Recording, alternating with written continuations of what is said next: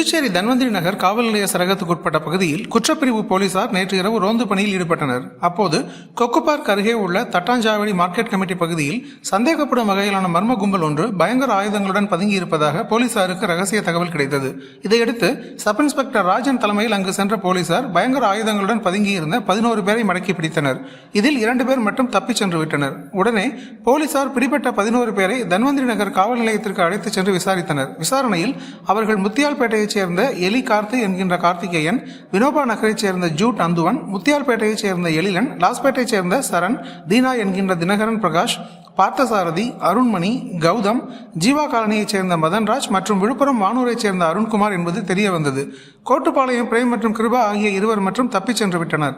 Thattanchavadi estate அல்லது கிழக்கு கடற்கரை சாலை வழியாக செல்லும் வாகனங்களை நிறுத்தி கத்தியை காட்டி மிரட்டி பணம் நகைகளை பறிக்க திட்டமிட்டு பதுங்கியிருந்ததாக அவர்கள் தெரிவித்தனர். இதையடுத்து போலீசார் பிடிபட்ட 11 பேர் மீதும் வெடிபொருள் தயாரித்தல், வழிப்பறி, ஆயுத சட்டம் உட்பட 5 பிரிவுகளின் கீழ் வழக்கு பதிந்து கைது செய்தனர். மேலும் அவர்களிடமிருந்து ஒரு நாட்டு வெடிகுண்டு, 3 கத்திகள், 7 இரும்பு ராடுகள், 11 முகமூடிகளை போலீசார் பறிமுதல் செய்து நீதிமன்றத்தில் ஆஜர்படுத்திய பின் காலாப்பட்டு சிறையில் அடைத்தனர். இதில் கைது செய்யப்பட்ட எலி கார்த்தி என்கின்ற கார்த்திகேயன் பிரபல ரவுடி. இவர் மீது கொலை, நாட்டு வெடிகுண்டு தயாரித்தல் உள்ளிட்ட சுமார் 20க்கும் மேற்பட்ட வழக்குகள் நிலுவையில் உள்ளன. மற்றவர்கள் மீது அடிதடி வழக்குகள் இருக்கின்றன என்பது குறிப்பிடத்தக்கது.